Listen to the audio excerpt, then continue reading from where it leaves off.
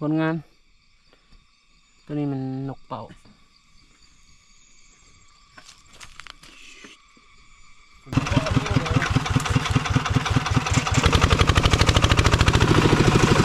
นกกำลังบินครับสบายดีเนาะสบายดีไอ้น้องสมัครเดินป่าทางลายเนาะมื้อนี้เฮาสิมาหาไอ้น้องมาเบิ่งผลงานนำกันเนาะเฮาสิมาเบิ่งกกมาให้เนาะมื้อนี้เฮานั่งรถตอกๆมาเนาะตอนนี้เฮากำลังออกจากบ้านมาเนาะทางนี้ก็ถือว่ายากพอสมควรเนาะเขาจะมานำทีมงานนำกันประมาณ6 คนเนาะ6 คนตัวนี้จะอยู่ทางแถวบ้านเฮาเนาะตัวนี้ธรรมศาสตร์ล้วน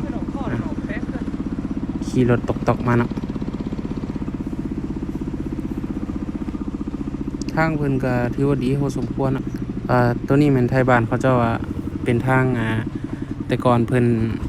คนเวียดมาเอาใหม่เนาะมื้อนี้เฮาลองเข้ามาลึกพอสมควรเนาะ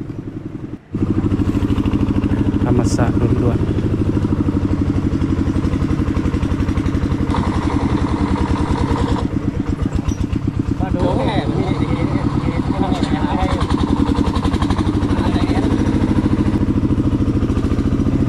ตัวนี้มันจะอยู่ระหว่างชายแดนไทยเนาะชายแดนไทยกับบ้านข้าพเจ้าเนาะอยู่ใกล้ๆกันทางมันทางขึ้นภูขึ้นเขาเนาะทางนี้ก็ถือว่ายากบอกคำเดียวเลยว่ายากรถธรรมดามาบ่ได้เนาะตัวนี้มันทีมงานเนาะทีมงานมื้อนี้เราจะมาเบิ่งผลงานกัน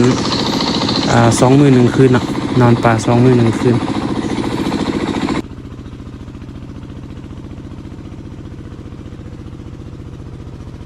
มาหอดอุปสรรคทำอิฐเนาะตัวนี้รถทางกลางเพิ่นไปบ่ได้เนาะต้องได้ใส่จกขุดเพราะว่ามันชนกับพื้นท้องของรถตัวนี้จะเป็นไอ้น้องเพิ่นจะไปป้อนไปติดรถมานำตัวนี้เป็นไอ้น้องอาหารเพิ่นมาช่วย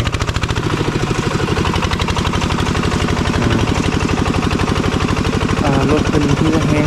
พอสมควรรถอันนี้เขาเอิ้นรถตอกเรือบานข้าพเจ้าเอิ้นรถซิงเนาะตัวนี้เป็นพื้นข้างๆมันจะใหญ่กว่ามันจะลุกลงตัวนี้พื้นมันจะชนพุดเอาเสียมหรือว่ากระจกพุดไปต่อนะตัวนี้มันโบมีอุปสรรคคือว่าง่ายก็เลย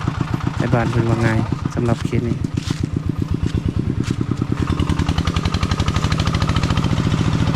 มีปัญหานะตัวนี้มีปัญหาแห้งนี้นะรถแห้งนี้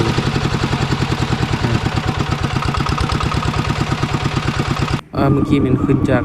ภูเมื่อกี้นี้เรียบร้อยนะตัวนี้จะเป็นขาลงขาลงกับสั้นคือกันนะฟังแต่เสียงเบรกนะเสียงเบรก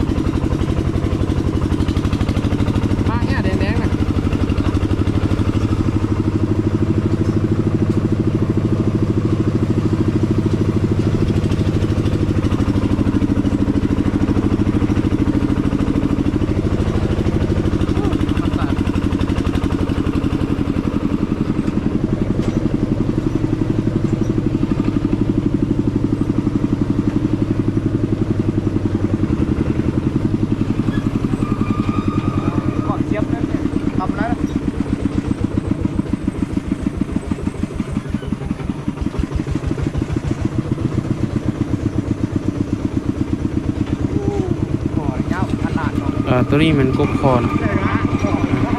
ถือว่าสูงสมควรนะตัวนี้มันกบคอปลานะกบคอปลาตัวนี้มันคลิปเฮามาฮอดที่ฮัก เรียบร้อยเนาะกำลังหาเขาเนาะกำลังหาเขามาแต่จะโมงกับ5 โมงเฮ้ย9 โมงแล้ว5 โมงเขานายพานเชียงขวางเลยเป็นได้อย่างเขามันคนละสไตล์นี่สไตล์โอ้อันนี้อาหารสวยนี่อ๋อคันจะกินที่นี่สิทำมาอย่างหอนนี่ก่อนปากนะพวกน่ะหาอยู่หากินก็ไปกินนกกรอบนกครัวบ่ให้เอาไปซื้อไปขายแล้วมันก็หักษาครับสมมุสาเด้หักษาอุดมสมบูรณ์ก็ดีก็ให้มันดีหมดสิ่งทุกอย่างมันเลยสวยไปมัน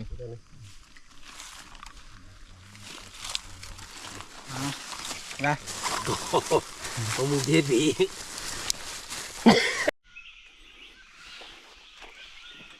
หับสาบโบเก็บกำกินแหละพอได้อยู่นกกินมาให้เนาะความเขาลายอยู่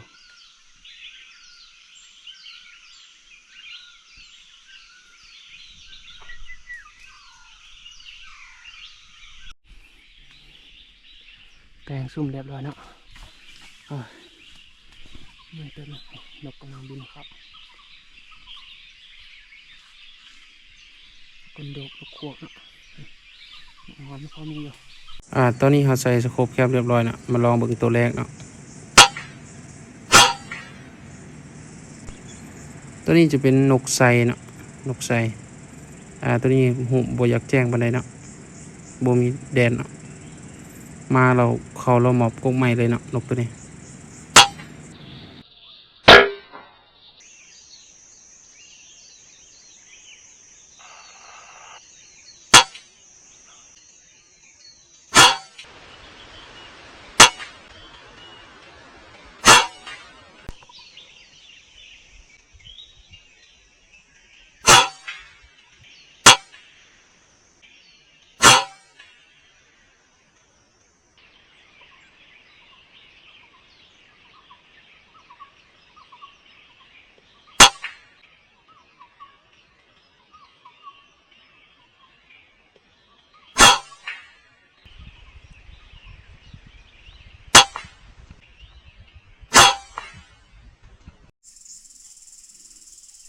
คุณตก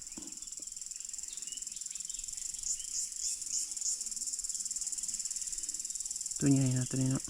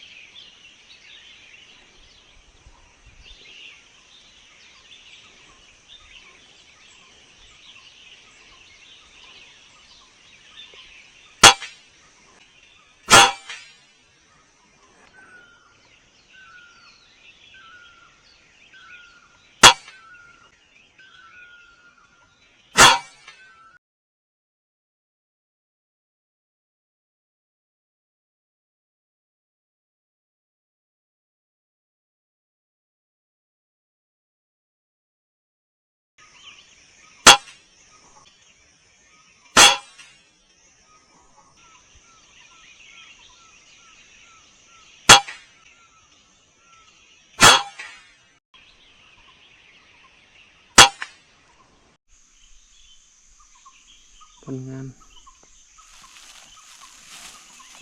มาตอนแดงแล้วนะนกอยากถอยได้แล้ว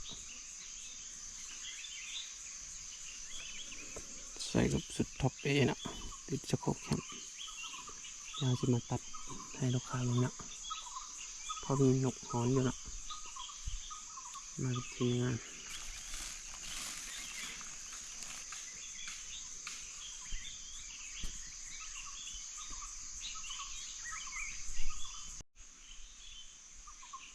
ผลงาน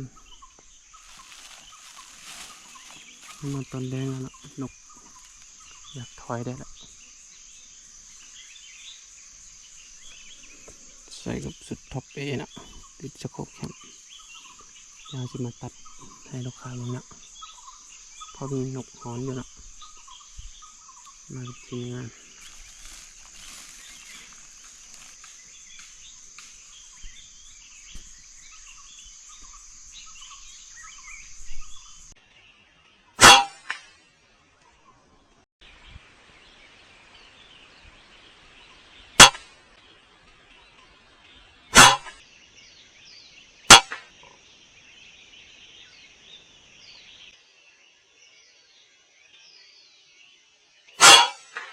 นี่นกต้องล้อ งอกกันนะงอก ต้องรอด งอก เราก็เคยเห็นเขามาเขาแบบตัวนี้นกเป่าง อกยาวนะครับ ห้องใกล้ๆไล่นี่นกมันของเขา ขอบใจไอ้น้องที่ติดตามเนาะตอนนี้จะเป็นโทนงานของเฮามื้อนี้เนาะเฉพาะตะแรงนกใหญ่เฮาบ่ได้ทายเนาะเฮาผิดพลาดตัวใดก็ขอคำแนะนำจากไอ้น้องเลยเด้อเพราะว่าเฮาจะเป็นมือใหม่เนาะยังบ่ทันมีประสบการณ์เรื่องการถ่ายรูปเนาะฝากกดตามช่องใหม่เฮาเลยเด้อขอบใจ คุณดูกี่ตัวละ